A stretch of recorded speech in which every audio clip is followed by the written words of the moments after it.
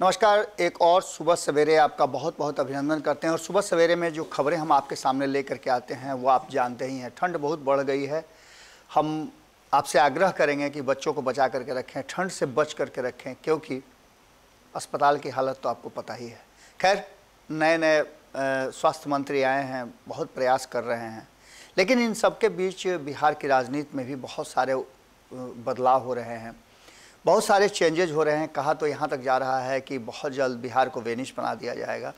इन सारी बातों को लेकर के नीतीश कुमार 17 साल से जो शासन कर रहे हैं उस पर भी लगातार उंगली उठ रही है। इसके साथ साथ नीतीश कुमार 17 साल के शासन के बाद भी, 14 यात्राओं के बाद भी अगर बिहार की जनता को नहीं समझ पाए और इस यात्रा में उन्होंने अपने करीबियों को पटना में छोड़ दिया, तो इसके पीछे भी कई तरह के तर्क और कारण बताए जा रहे हैं। इधर आपको पता ही है कि उनके करीबियों का आपस में मेल जोल, मिलना जुलना भी जारी है। हमने खबरों में आपको बताया ही था। अब सबसे बड़ी बात ये हो गई है कि नीतीश कुमार जो दाव चल रहे हैं वो दाव उनका उल्टा पड़ता नजर आ रहा है। नीतीश कुमार ने पहली दाव चली कि वो अगस्त में एनडीए से बाहर होकर महागठबंधन की तरफ आए। उन्हें इस बात का भरोसा था कि लौकुश और एमवाई मिल करके जीत का कारण बनेंगे और नीतीश कुमार देश के प्रधानमंत्री बन जाएंगे। ये सिलसिला 2013 से चल रहा है और 2013 से ही नरेंद्र मोदी के विरुद्ध नीतीश कुमार अपनी रणनीति बना रहे हैं, लेकिन रणनीति में सफल नहीं हो पाए। उन्हें इस बात का अंदाजा था कि 2024 में वो सफल हो जाएंगे और देश भर से उन्हें समर्थन मिल जाएगा। लेकिन सबसे बड़ी चीज़ बताते हैं ना कि वो विश्वसनीयता होती है। नीतीश कुमार का ये दाव उल्टा पड़ गया और नीतीश कुमार प्रधानमंत्री बनते बनते अब मुख्यमंत्री की कुर्सी से भी लगता है कि हाथ धोना पड़ेगा। लगातार ये चर्चा चल रही थी कि किस तरह से ये सब कुछ होगा। उनके करीबी जो लगातार इस बात का हुंकार कर रहे थे कि इस बार नरेंद्र मोदी को सत्ता से बेदखल कर देना है, ये सब तब हो रहा था जब नीतीश कुमार को ताज़ा ताज़ा पाला बदलना था। यानी एनडीए से बाहर आने के पहले ये चर्चाएं तेज थी। एनडीए में आने, माफ़ कीजिएगा, एनडीए से बाहर जब आए, महागठबंधन में आए, तब भी 1 महीने तक तो ये चलता रहा। आप जानते हैं कि नया नया शादी ब्याह होता है तो हित नाता वगैरह रहते हैं, तो लगभग 1 महीने तक आने जाने का सिलसिला जारी रहता है। इसलिए 1 महीने तक आप देखिएगा कि उस घर में चकल्लस रहता है। बिल्कुल उसी अंदाज में महागठबंधन में आने के बाद भी ये बात अब पूरी तरह से हो गई। नीतीश कुमार को ये भरोसा दिलाया जाने लगा। लेकिन उसके बाद जब नीतीश कुमार यात्रा करके दिल्ली से आए, सोनिया गांधी से, राहुल गांधी से, अन्य नेताओं से मिल करके जब आए, तो उन्हें इस बात का एहसास हो गया कि वो कितने पानी में हैं और क्या कुछ करना है।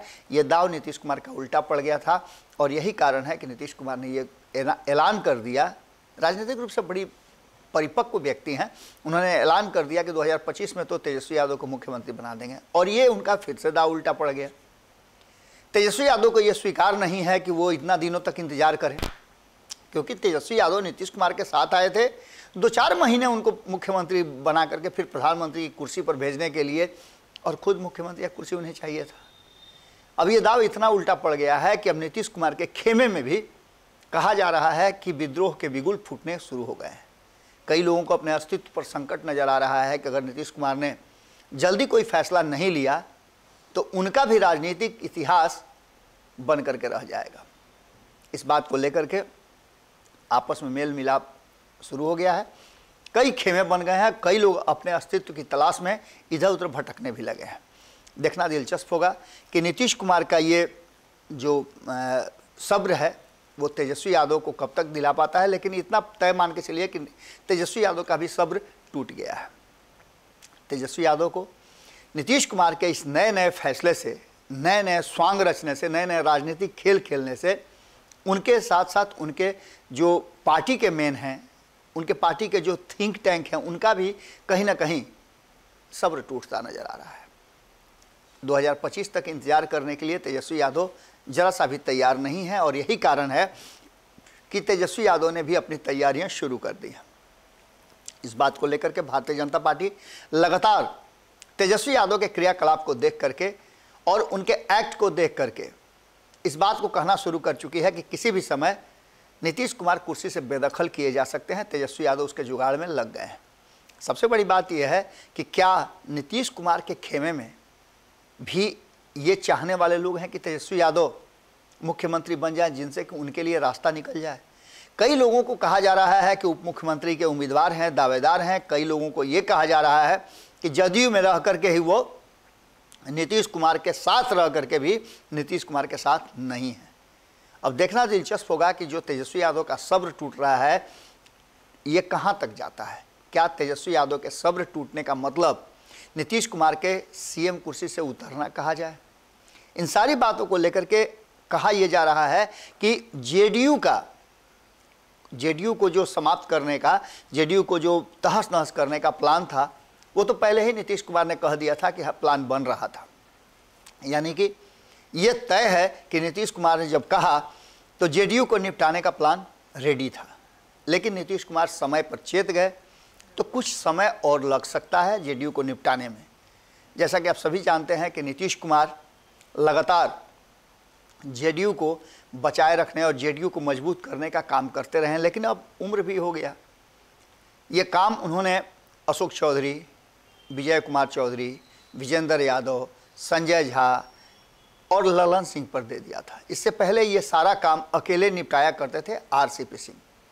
आरसीपी सिंह के बाहर जाते ही ये बताने की कोशिश की गई कि उपेंद्र कुशवाहा, मैं तो भूल ही गया था, उपेंद्र कुशवाहा भी इसमें थे, जो यात्राओं का दौर चला रहे थे और यात्रा करके उन्हें कहा गया था कि आप पार्टी को मजबूत करें और कार्यकर्ताओं को जोड़ें। इस काम में वो लगे हुए थे। अब उसमें कितनी सफलता मिली ये अलग बात है, लेकिन जहां एक तरफ जेडीयू को निपटाने का प्लान बन रहा था, वहीं नीतीश कुमार ने जिनको हटाया आरसीपी सिंह को, उन्हीं पर सारा दोष मढ़ दिया कि वही इस सारे जो फसाद हैं, जेडीयू को बर्बाद करने का जड़ है, वो थे। इससे पहले आपको आरसीपी सिंह के साथ कोई भी विवाद कभी भी आपको देखने को नहीं मिला होगा, एकमात्र उनके मंत्रिमंडल में शामिल होने का। और मंत्रिमंडल में शामिल हुए, कहा जाता है कि मालिक जो होता है वो कान का कच्चा हो तो सब कुछ बर्बाद हो जाता है। नीतीश कुमार के कान तक ये बात पहुंच गई और ये बात प्रचारित करने लगे लोग कि नीतीश कुमार के बिना कॉन्सेंट के आरसीपी सिंह मंत्रिमंडल में शामिल हुए। आरसीपी सिंह ने कई बार इस बात को सिरे से खारिज करते हुए कहा कि ये बात तो नीतीश कुमार को कहनी चाहिए, बाकी के लोगों के बात का कोई वैल्यू नहीं है, कोई महत्व नहीं है। अगर नीतीश कुमार ने मुझे नहीं कहा तो कहते क्यों नहीं है? लेकिन नीतीश कुमार ने इस बात को इनकार कभी नहीं किया। आरसीपी सिंह अकेले दम पे पार्टी को चला रहे थे और अनुशासित ढंग से चला रहे थे। हालांकि निश्चित रूप से जब आप कहीं भी कोई काम करते हैं तो कुछ लोग नाराज होते हैं, लेकिन जो नाराजगी आज के समय में है, पार्टी कई खंडों में विखंडित हो गई है, कई खेमे बन गए हैं, ये स्थिति नहीं थी। अब हो सकता है कि बहुत लोगों को इस बात का गुस्सा भी हो मेरे ये कहने पर कि जेडीयू में कई खेमे बन गए हैं। कई लोगों को नाराजगी हो सकती है, कई लोग बुरा भला भी कह सकते हैं, लेकिन हकीकत यही है। कई लोगों से मेरी बात हुई, कई खेमे के लोग मुझे मिलते हैं और अपनी बात रखते हैं, मेरा क्या होगा, अब आगे की रणनीति क्या होगी। कई लोग तो राय मशवरा भी करने के लिए आ जाते हैं। लेकिन खैर, उन सब बातों से अलग आपको मैं बता रहा हूं कि ये पूरा प्लान जो है जेडीयू को निपटाने का, वो लीक से हट करके हो रहा है। जहां एक तरफ एक पटरी पर, ये देखते होंगे ट्रेन चलती है तो दो पटरियां होती है, दोनों आपस में मिलती नहीं है, लेकिन दोनों के बिना ट्रेन का चलना बड़ा मुश्किल होता है। नीतीश कुमार पिछले 17 साल से बिहार की गद्दी पर है और ख़ास करके 2017 से वो लगातार ये कह रहे हैं कि डबल इंजन की सरकार है, बिहार का डबल विकास होगा, लेकिन 8 सालों में ये विकास नज़र नहीं आया। 8 सालों में ये 4 महीना अगर हटा दें तो निश्चित रूप से आप देख सकते हैं कि 17 से लेकर 5 सालों में बिहार का कितना विकास हुआ, ये आप बेहतर समझ सकते हैं। भारतीय जनता पार्टी के साथ रह करके, केंद्र में सत्ता रह करके भारतीय जनता पार्टी का लगातार ये कहना है कि केंद्रीय योजनाओं को नीतीश कुमार नहीं लाते हैं। और ये बातें नीतीश कुमार ने खुद कहा है कि उन लोगों पर ध्यान देने की जरूरत नहीं है, वो लोग अपनी योजनाएं लाते हैं और अपना पीठ थपथपाने लगते हैं, क्रेडिट उनको मिल जाता है। इसका सीधा मतलब आप समझ लीजिए कि जो भारतीय जनता पार्टी नीतीश कुमार पर लगा रही थी आरोप, वो सच है। और अब जहां एक तरफ जेडीयू को निपटाने का प्लान रेडी था, उस प्लान में थोड़ा विलंब जरूर हुआ, लेकिन अब लीक से हट करके बातें हो रही हैं और जेडीयू के भीतर एक बड़ा गैप हो गया, बड़ा होल हो गया है। सब एक दूसरे को शक के निगाह से देखते हैं और किसी भी परिवार में जब कोई किसी पर भरोसा नहीं करे और इसकी शुरुआत घर के मालिक से हो जो कि खुद भरोसे के काबिल नहीं हो। आप देखिए ना कि कल तक नीतीश कुमार को पलटू राम कहने वाले तेजस्वी यादव आज उनके साथ हैं।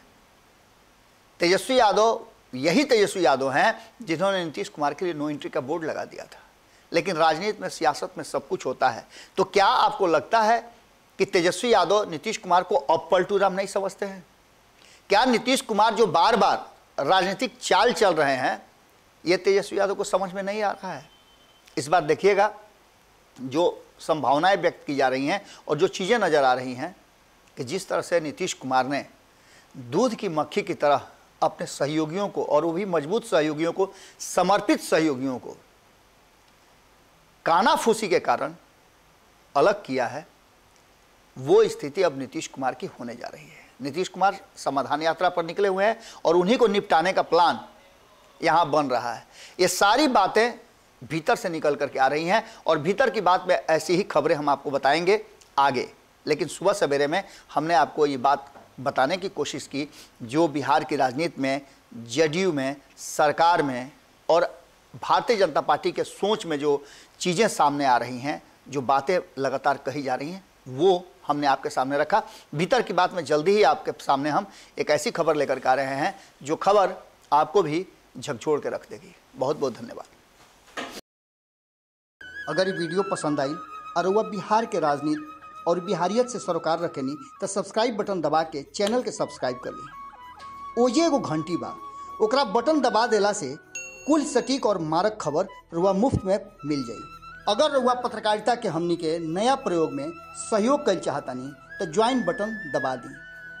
पेटीएम नंबर नोट कर ली 9386816700। धन्यवाद।